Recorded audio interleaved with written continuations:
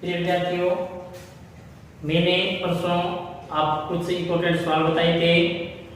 आज कुछ और बताएंगे। सवालों का ध्यानपूर्वक देखना। किसी प्रकार की कोई समस्या हो तो कमेंट करके पूछना, मैं निश्चित रूप से आपको उनके हल करवाऊंगा। देखो, आज 12वीं गणित का 22वां सवाल। पहले, यदि P, Q और R क्रम से एक त्रिभुज की भुजाओं BC, CA और AB के मध्य बिंदु है, यदि AT शीर्ष A से BC पर लंब है, तो सिद्ध करो कि P, Q, R और D चक्रीय है। देखो, बहुत इजी सवाल है, ध्यानपूर्वक देखोगे तो निश्चित रूप से समझ में आएगा। ये एक त्रिभुज दिया गया है, चित्र को ध्यान से समझ लेना, सवाल समझ में आ जाएगा। ये A, B, C। अब ये कहा गया है कि BC पर बिंदु है P। BC का मध्य बिंदु क्या है? P है। AC का मध्य बिंदु क्या है? Q है। और AB का मध्य बिंदु क्या है? R है। यानी और ये कहा गया है कि शीर्ष A से AB जो है वो BC के ऊपर लंब है, तो हम लंब खींचेंगे। ये लंब खींच दिया। अब देखो ध्यानपूर्वक, आप इसको यहां से मिला दिया, इसको यहां से मिला दिया। अब सबसे पहले दिया क्या गया है? आप लिखोगे दिया गया है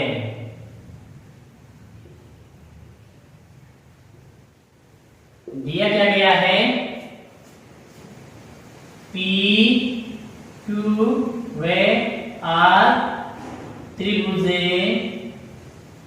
ABC की भुजाओं AB यानी BC तो पहले BC, AC व AB के मध्य बिंदु है। ये आपको दिया है, तथा AD लंब है BC पर। सिद्ध क्या करना है? सिद्ध करना है आपको कि P, Q, R और D चक्रीय है। सिद्ध करना है P, Q, R व D चक्रीय है। यानी एक वृत्त की परिधि पर स्थित है। चक्रीय का मतलब हो गया एक वृत्त की परिधि पर स्थित है। आपको ये बातें सिद्ध करनी है। उपपत्ति लिखेंगे हमें, ध्यानपूर्वक देखोगे तो समझ में आ जाएगा। देखो, BC का मध्य बिंदु P है और AC का मध्य बिंदु Q है। यानी BC का मध्य बिंदु क्या है? P और AC का मध्य बिंदु है Q। तो ये आप लिखोगे BC का मध्य बिंदु P व AC का मध्य बिंदु Q है। BC का मध्य बिंदु आ गया P और AC का मध्य बिंदु आ गया Q। तो इसका मतलब हो गया मध्य बिंदु परिधि से क्या होता है कि PQ समांतर हो गई AB के, इसलिए PQ समांतर AB मध्य बिंदु परिमेय। ठीक है। अब देखो, BC का मध्य बिंदु P और AC का मध्य बिंदु Q, इसलिए PQ समांतर हो गई AB। इसी प्रकार है AB का मध्य बिंदु R है और BC का मध्य बिंदु P है। तो कहने का मतलब है कि PR जो है वो समांतर हो गई AC की, तथा BC का मध्य बिंदु P व AB का मध्य बिंदु R है, इसलिए PR जो है वो समांतर हो गई AC। ये भी मध्य बिंदु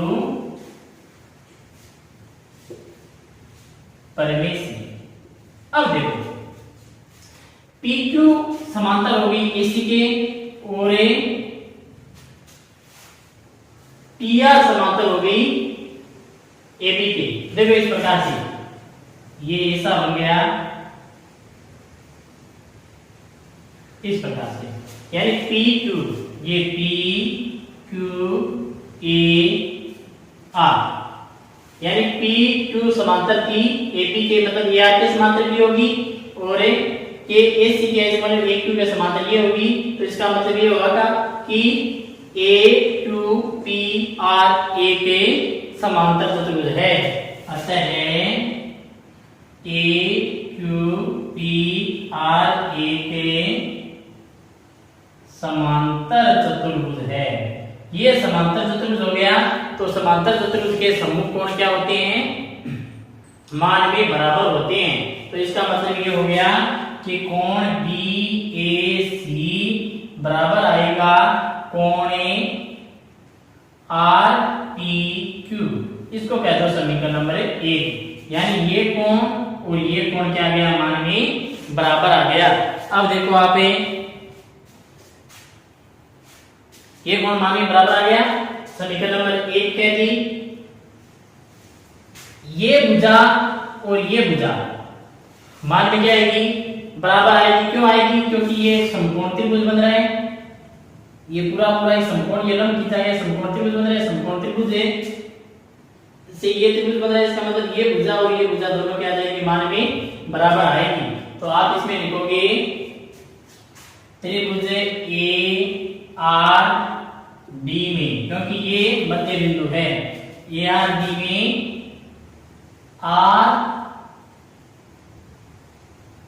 चलो ये नहीं आता नहीं, त्रिभुज ARD में AR बराबर आएगी RD की, AR बराबर आएगी RD के। इसका मतलब ये हो जाएगा कि कोण 1 और कोण 2, यानी ये समद्विबाहु त्रिभुज बन गया। दो भुजा बराबर, इसका मतलब त्रिभुज समद्विबाहु हो गया। समद्विबाहु त्रिभुज के दो कोण भी बराबर होते हैं। तो आप बिंदु कोण 1 बराबर आएगा कोण 2, समीकरण नंबर 2 कह दो। इसी प्रकार से ये त्रिभुज है, त्रिभुज AQD में तीन और क्या दे दो? AQD में क्या बराबर आएगी? AQ बराबर है QD। तो इसका मतलब हो गया कि कोण 3 बराबर आएगा कोण 4, समीकरण नंबर 3 कह दो इसको। अब समीकरण 2 और 3 को क्या करो? जोड़ दो। तो लिखो समीकरण 1 प्लस से, यानी समीकरण 2 प्लस 3 से क्या आएगा? कोण 1 प्लस कोण 3 बराबर है कोण 2 प्लस कोण 4। 1 प्लस 3 किसका नाम है? BAC का नाम है। तो ये बन गया कोण BAC बराबर है, ये बन गया कोण RDQ, कोण RDQ, समीकरण नंबर 4 कह दो। अब समीकरण 1 व 4 से, समीकरण 1 व 4 से देखो BAC के बराबर है RPQ है, उधर BAC के बराबर RDQ है। तो इसका मतलब हो गया कि कोण RPQ बराबर आएगा कोण RDQ। कोण RPQ और कोण RDQ, यानी ये दोनों कोण बराबर आ गए। तो ये कोण और एक ये कोण, ये दोनों कोण बराबर आ गए। अलग से चित्र बना के आपको बताता हूं मैं। अब देखो एक वृत्त बनाता हूं, इसको यहाँ पे मिला दूं इस प्रकार से। एक वृत्त, एक तो ये कोण और एक ये कोण। यहाँ पे नाम दिया गया R, यहाँ पे Q, यहाँ पे P और यहाँ पर D। एक ही चाप द्वारा वृत्त की परिधि पर स्थित कोण क्या होते हैं? मान में बराबर होते हैं। तो चाप RQ द्वारा एक तो कोण बना है RDQ और एक बना है RPQ। ये दोनों मान में बराबर है और ये दोनों हमने मान में बराबर कर दिए हैं। तो इसका मतलब ये हुआ कि चाप RQ द्वारा परिधि पर बने कोणे समान होते हैं। कहने का मतलब एक ही चाप द्वारा वृत्त की परिधि पर बने कोणे समान होते हैं। तो ये चाप आर क्यू द्वारा बने, तो आर क्यू द्वारा परिधि पर बने कोण समान होते हैं, ये हमने लिख दिया। तो इसका मतलब ये दोनों कोणे समान होंगे। यहाँ पर आप यदि ये लिखना चाहो इसे भी लिख सकते हो कि कोण आर डी क्यू और आर पी क्यू दोनों बराबर है, क्योंकि ये एक ही चाप है। यहाँ पे यहाँ नहीं लिखो, तो यहाँ पर आप लिख सकते हो कि चाप आर क्यू द्वारा बने कोण है। और चाप किसमें बनता है? वृत्त की परिधि के द्वारा। तो इसका मतलब ये हुआ कि ये जो आर डी पी क्यू जो बने ये वृत्त की परिधि के अंदर कोणे बने हैं। तो इसलिए आप लिख दो आता है पी क्यू आर व डी सक्रिय है। यानी ये सवाल हो गया। एक बार दोबारा से देख लो, आपको दिया क्या है? पी क्यू आर डी क्रमशः त्रिभुज एबीसी की भुजाओं बीसी एसी व एडी के मध्य बिंदु है और एडी लंब है बीसी के ऊपर। तो सिद्ध करो कि पी क्यू आर और डी सक्रिय है। तो सबसे पहले हमने ये चित्र बनाया। चित्र में देखो कि पी क्यू किसके समांतर है? एबी के है और आर डी किसके समांतर है? एसी के है। तो इसका मतलब है ए आर पी क्यू एक समांतर चतुर्भुज बन गया। समांतर चतुर्भुज के समूह कोण क्या होते हैं? बराबर होते हैं। तो इसका मतलब कोण बीएसी बराबर आ गया कोण आरपी क्यू, यानी ये कोण और ये कोण माने बराबर आ गए। अब देखो त्रिभुज एआरडी के अंदर है, यानी ये आर मध्य बिंदु था, तो इसका मतलब ये और ये दोनों भुजाएं बराबर आएगी। दोनों भुजाएं बनाएंगे तो ये त्रिभुज हो गया समद्विबाहु त्रिभुज। समद्विबाहु त्रिभुज के दो कोण भी बराबर होते हैं। तो कोण 1 बराबर कोण 2 आ गया। इसी प्रकार इधर कोण 3 बराबर 4 आ गया।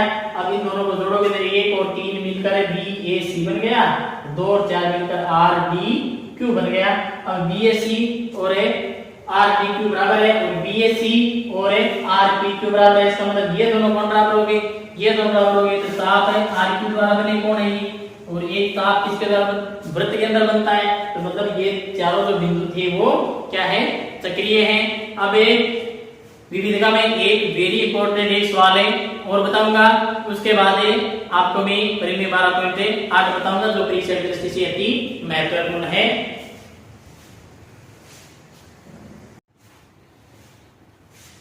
देखो बच्चों 26वां सवाल आपका विविधता क्या है? यदि बीएसी किसी वृत्त के अंतर्गत समबाहु त्रिभुज है तथा P लघुचाप BC पर स्थित कोई बिंदु है जो बिंदु B व C से संपाती नहीं है, तो सिद्ध करो कि PA कोण BPC का समद्विभाजक है। तो सबसे पहले हम चित्र बनाएंगे। ये एक वृत्त बना लिया, ये एक समबाहु त्रिभुज बना दिया। इसके अंदर है समबाहु त्रिभुज है ABC। अब ये कह रहे हैं कि बिंदु P लघुचाप है, ये लघुचाप है और ये दीर्घचाप है। लघुचाप है BC पर स्थित कोई बिंदु P है जो B व C से संपाती नहीं है, क्योंकि संपाती रेखा के ऊपर आता तब होता। तो ये नीचे आ गया बिंदु P। अब देखो आपको सिद्ध करना है कि ये जो PAP है, यानी जो AP है वो कोण ये BPC का समद्विभाजक है, यानी इन दोनों को बराबर भागों में विभाजित करता है। ये वृत्त का केंद्र आ गया O, मैंने इसको यहां से और यहां तक मिला है। ये चित्र हो गया, वेरी इजी है। अब देखो सबसे पहले दिया है, दिया क्या है कि त्रिभुज ABC एक समद्विबाहु त्रिभुज है तथा P लघुचाप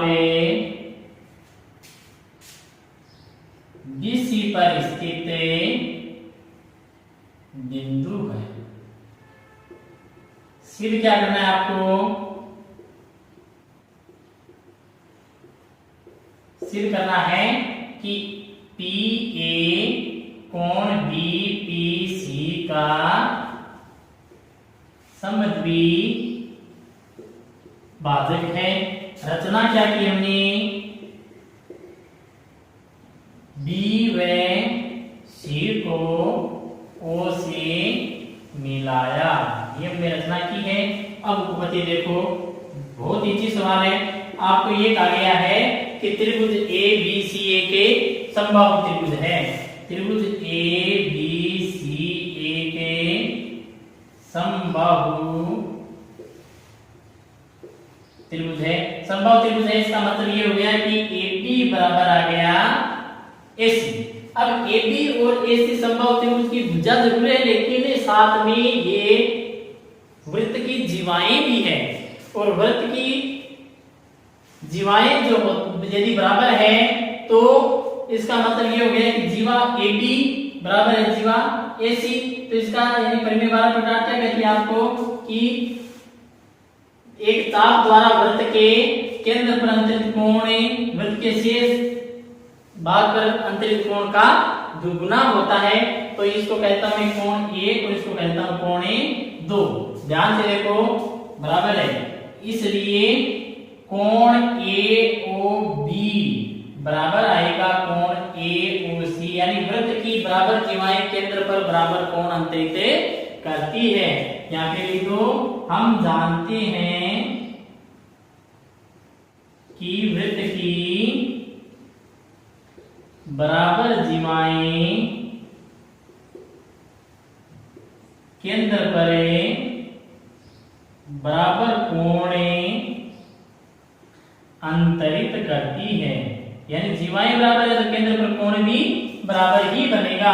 अब आप परिमेय 12.8 से यानी आप लिखोगे जीवा AB द्वारा केंद्र पर अंतरित कोण कौन सा है, कोण AOB व शेष भाग पर कोण 1, यानी केंद्र पर अंतरित कोण है AOB और शेष भाग पर है 1 है। इसलिए परिमेय 12.8 से आप क्या लिखोगे, कोण AOB बराबर आएगा 2 कोण 1, यानी केंद्र पर अंतरित कोण जो होता है वो शेष भाग पर अंतरित कोण का क्या होता है, दुगुना होता है। अब आप देखोगे सेम ऐसा कैसा इधर है कि जीवा AC द्वारा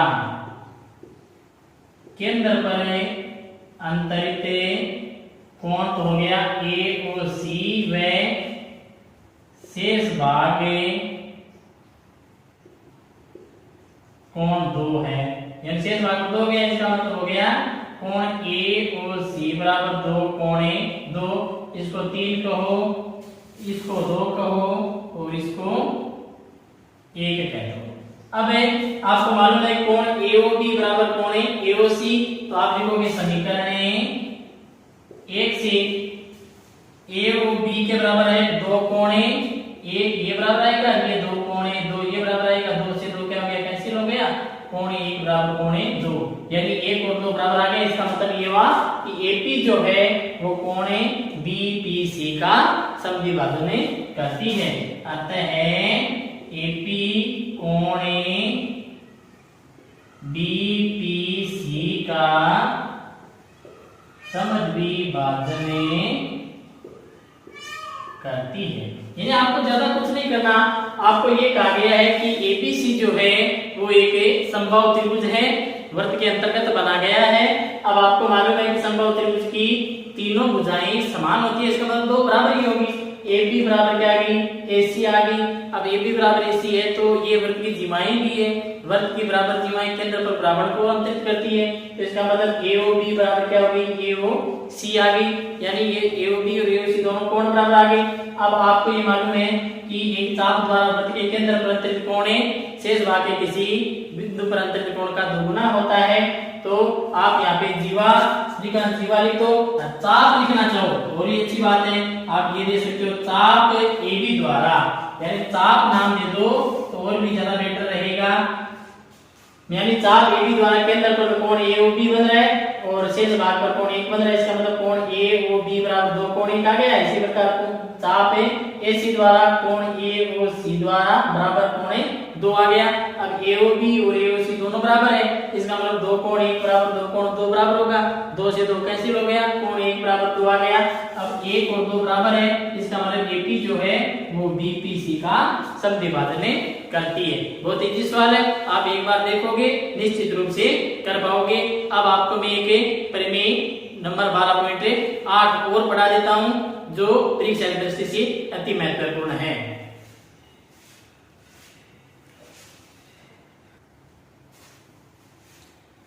देखो प्रमेय 12.8 है, एक चाप द्वारा वृत्त के केंद्र पर अंतरित कोण वृत्त के शेष भाग के किसी बिंदु पर अंतरित कोण का दुगुना होता है।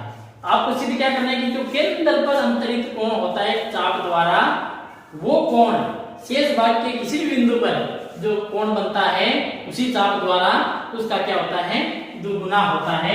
देखो ध्यान से, पहले मैं चित्र बना देता हूं।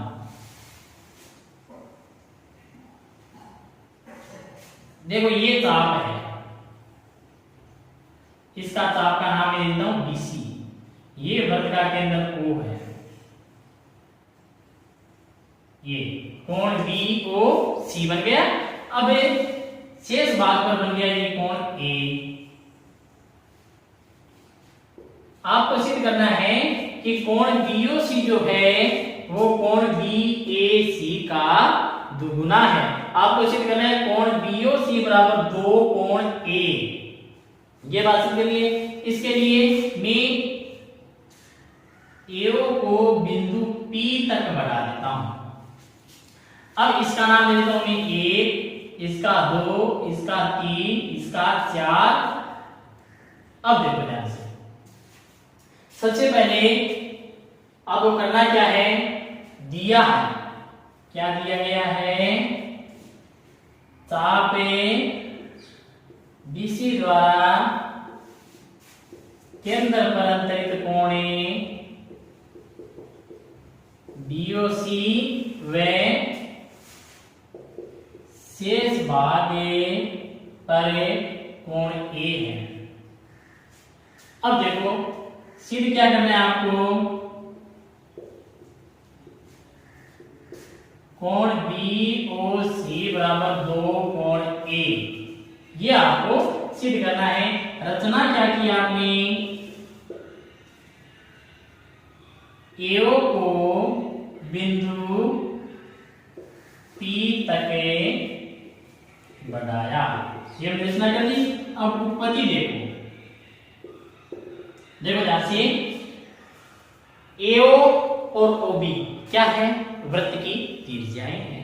इसी प्रकार AO और OC भी वृत्त की त्रिज्याएं हैं। यानी AO बराबर OC होगी, AO बराबर OC और AO बराबर OB होगी। इसका मतलब ये हुआ कि ये त्रिभुज AOB एक समद्विबाहु त्रिभुज है।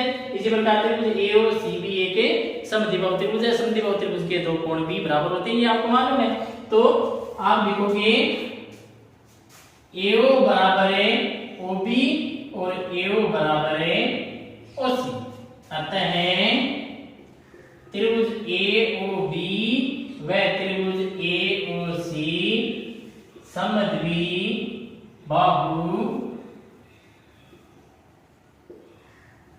त्रिभुज है। समद्विबाहु त्रिभुज के दो कोण भी बराबर होते हैं। तो इसका मतलब ये हो गया कि कोण 1 बराबर हो गया कोण 2 और कोण 3 बराबर हो गया कोण 4। 1 बराबर 2 हो गया और कोण 3 बराबर 4 हो गया। आगे देखो, ये त्रिभुज के बाहर कोण बन रहा है। देखो समझो ध्यान से, मैं चित्र बनाता हूं अलग से। ये इसका बहिष्कोण है, त्रिभुज का बहिष्कोण हो गया। बहिष्कोण त्रिभुज का जो बहिष्कोण होता है वो अंतराभिमुख कोणों के मान के बराबर होता है, यानी अंतर की तरफ जो कोण बना होता है, यानी इन दोनों के योग के बराबर होता है ये कोण। तो बहिष्कोण नाम हो गया बहिष्कोण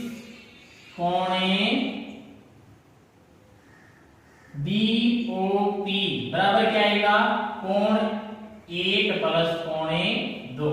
यानी कोण बीओपी बराबर आ गया, एक की जगह मैं क्या लिख सकता हूँ, 2 लिख सकता हूँ, क्योंकि कोण 1 बराबर क्या है, कोण 2 है। तो कोण 2 प्लस कोण 2, कोण बीओपी बराबर हो गया 2 कोण 2। इसको कह दो समीकरण नंबर 1। इसी प्रकार इधर भी देखो, ये इसका योग किसके बराबर आएगा, 3 के और 4 के बराबर आएगा। तो इसी प्रकार कोण सीओपी बराबर आएगा कोण 3 प्लस कोण 4। तो कोण सीओपी बराबर आ गया, आप 4 की जगह 3 लिख सकते हो, कोण 3 प्लस कोण 3। तो कोण सीओपी बराबर आ गया 2 कोण 3। इसको कह दो समीकरण नंबर 2। अब समीकरण 1 और समीकरण 2 को क्या कर दो, जोड़ दो। तो आप लिखोगे समीकरण 1 प्लस 2 से इधर तो आ गया कोण बीओपी प्लस कोण सीओपी, और इधर 2 कोण 2 प्लस 2 कोण 3। बीओपी और सीओपी, बीओपी सीओपी मिलकर क्या बन गया, बीओसी बन गया। तो ये हो गया कोण बीओसी बराबर, ये 2 कॉमन आ गया, कोण 2 प्लस कोण 3। 2 और 3 किसका नाम है, ए का नाम है पूरे का। तो ये हो गया कोण बी ओ सी बराबर 2 कोण ए। यही आपको सिद्ध करना था। आप नीचे किसी तरह लिख दो। करना क्या है, सबसे पहले कोण 1 और 2, 3 और 4 चित्र में आपने लिख दिया। अब आपको ये मालूम है कि AO बराबर OB है, AO बराबर OC है, मतलब ये दोनों त्रिभुज कैसे त्रिभुज हैं, समद्विबाहु त्रिभुज हैं। समद्विबाहु त्रिभुज के 2 कोण भी बराबर होते हैं। तो इसका मतलब ये हुआ कि कोण 1 बराबर 2 आ गया, कोण 3 बराबर कोण 4 आ गया। तो अब बहिष्कोण जो होता है त्रिभुज का, वो अंदर बनने वाले दोनों तरफ में कोण होते हैं उनके योग के बराबर होता है। तो कोण बीओपी बराबर आ गया कोण 1 प्लस कोण 2, और कोण सीओपी बराबर आ गया कोण 3 प्लस कोण 4। अब देखो बीओपी बराबर कोण 1 प्लस 2 है, एक की जगह आप 2 लिख सकते हो क्योंकि दोनों मान भी बराबर हैं। तो बीओपी बराबर आ गया 2 कोण 2, और इसी प्रकार सीओपी बराबर आ गया 2 कोण 3। दोनों को जोड़ोगे तो इधर तो बन गया बीओसी और इधर बन गया कोण ए। 2 आपने कॉमन लिया था, तो कोण बीओसी बराबर आ गया 2 कोण ए। यही आपको सिद्ध करना था। अच्छी प्रकार से इसको देखना, निश्चित रूप से आपके समझ में आएगा ही आएगा, क्योंकि परीक्षा की दृष्टि से आना ही पड़ेगा। परीक्षा की दृष्टि से अति महत्वपूर्ण सवाल है, 6 नंबर आपको चाहिए होते हैं। तो इसलिए अच्छे प्रकार से इन सवालों को हल करना। धन्यवाद।